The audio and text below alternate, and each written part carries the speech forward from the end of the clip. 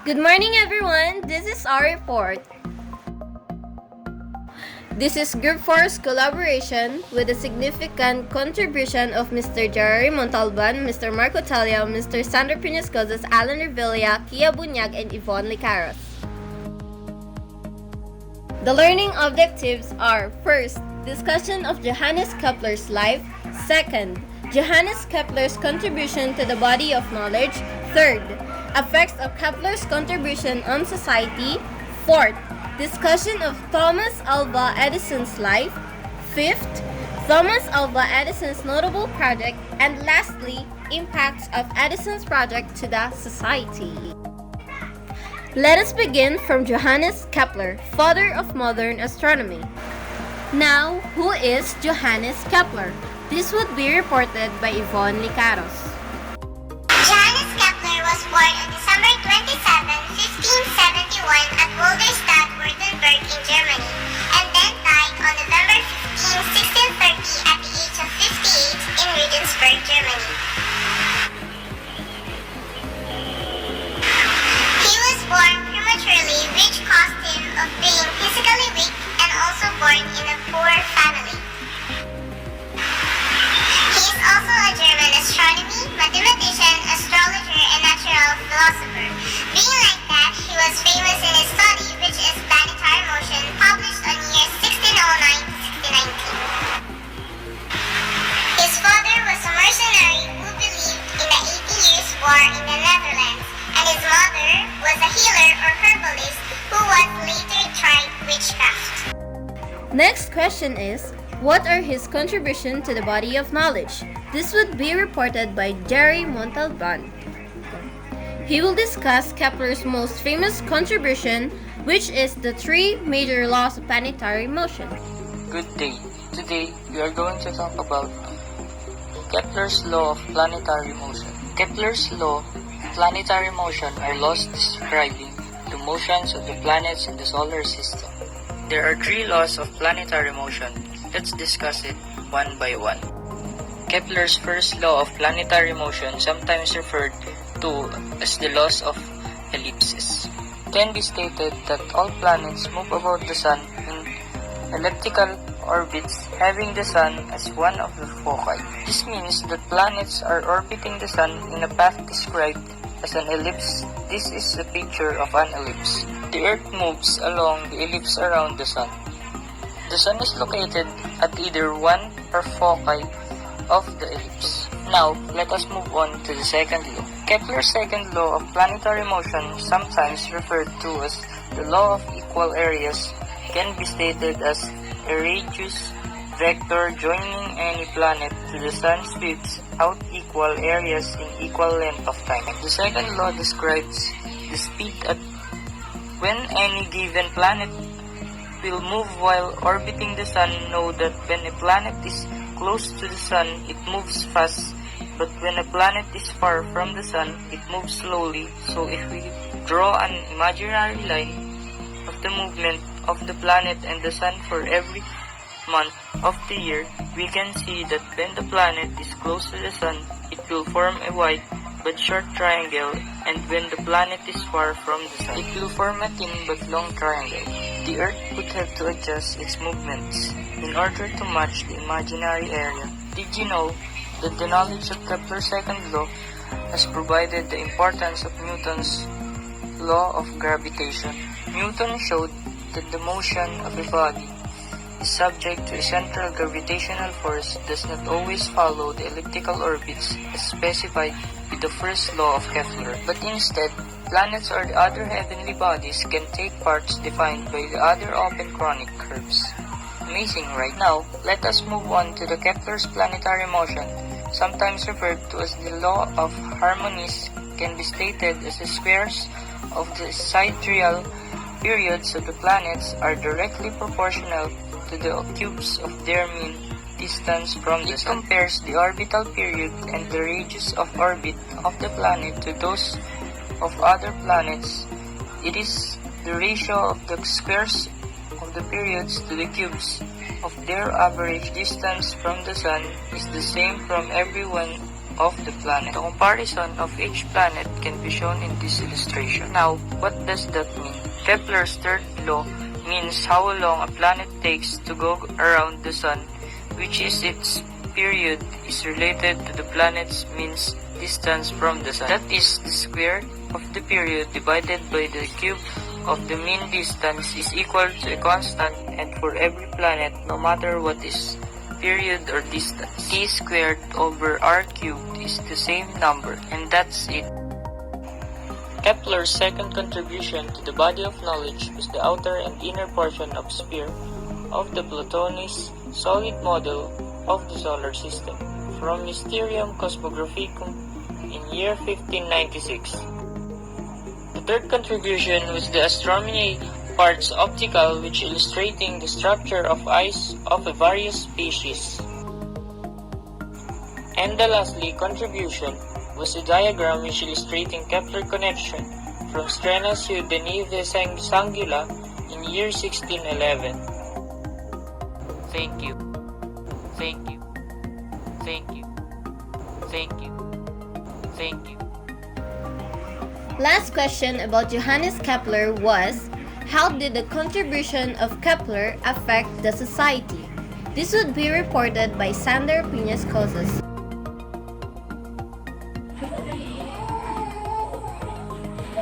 Good day. I will be the one to answer how Johannes Kepler and his contributions to the body of knowledge affect the society. And here are some reasons why we should recognize him as well as his works. Johannes Kepler and his contribution greatly affect the society by using his studies and contributions by applying it in our lives. One example of this is the Kepler's law that is presented earlier. We can use it to predict the orbits of many objects such as asteroids and comets. And another one is the use of innovated telescope. I said innovated because he just upgraded it. It doesn't matter. Let's focus on this one. Kepler's work was the foundation of Isaac Newton in defining and explaining how gravity works. Isaac Newton used Kepler's law because it implied by those of Newton, and used Newton's law to supply corrections to Kepler's law. He also discovered laws of astronomy and three major laws of planetary motion. Kepler's changed our understanding of optics, innovated telescope that is very useful in experiment and other educational purposes, and even wrote the first work of science fiction. He is the man who discovered the secrets of the universe. All of his contributions are helpful in society. His law of planetary motion gives deeper understanding to the universe. Although 100 years ago is just a memory, Kepler's contribution is really relevant. Johannes Kepler will continue to echo across history for centuries. Thank you. Next, we will discuss about Thomas Alva Edison, the father of modern innovation. Now, who is Thomas Alva Edison? This would be reported by Mark Cutalia. Thomas Edison was born February 11, 1847 at Milan, Ohio in United States and died on October 18, 1931 at the age of 84 years old, and his place of death was in West Orange, New Jersey at United States. He is also an American electrical engineer, inventor, and businessman. He was one of the American greatest inventors. His famous notable projects are light bulb, phonograph, electrographic volt recorder, magnetic iron ore separator, and motion picture. Edison has many inventions, but this type of his notable project was the famous in history. His father's name was Samuel Alden Edison Jr. and his mother's name was Nancy Matthews Elliott. But according to Mr. Google, at an early age of Edison's life, he developed hearing problems.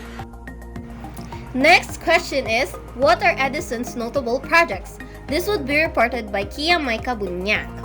The first notable project of Edison was phonograph. Phonograph was invented in year 1877. Edison filed a patent for the phonograph on December 24, 1877, and the patent was issued on February 19, 1878.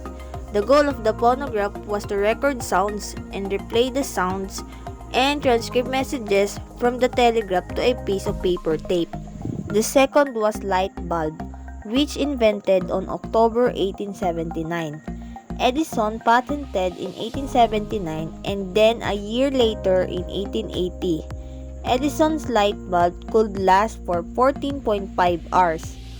The light bulb creates light when electrical current passes through the metal filament wire, heating it to a high temperature until it glows.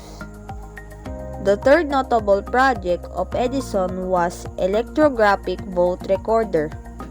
It was invented on June 1, 1869. This machine was designed to record ballots or record the votes with the help of simple switch and an electric current.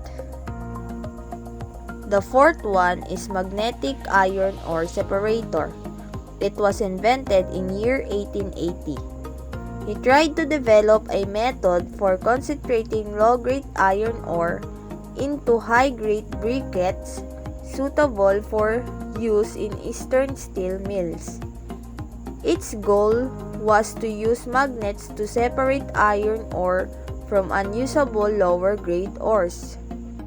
Lastly, the motion picture.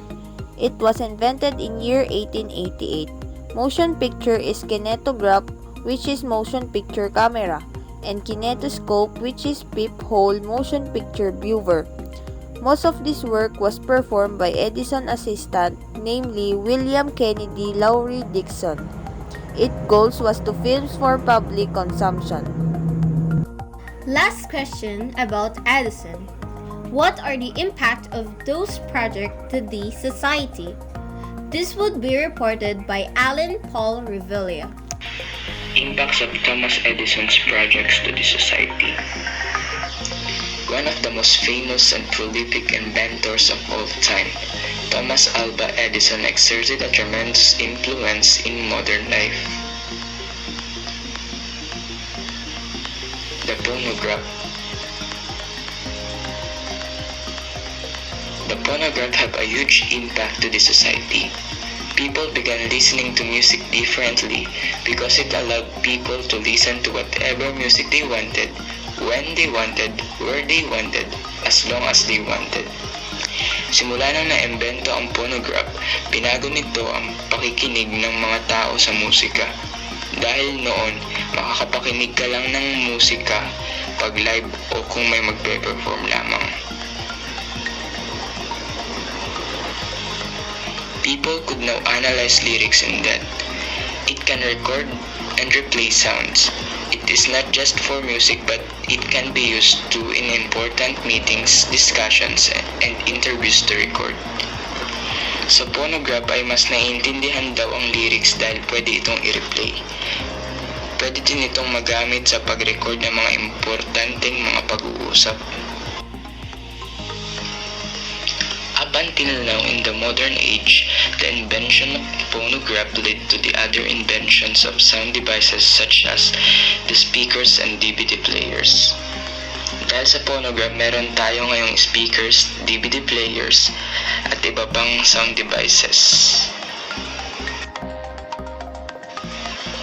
Light bulb. The light bulb has been called the most important invention since man made fire. The way it impacts and changed the society has changed our daily lives. Light bulb, bumbilya. Sobrang laki ng epekto nito sa atin at sa ating pamumuhay dahil hindi na natin kailangang gumamit ng ilaw ng apoy tulad ng kandila o lamp.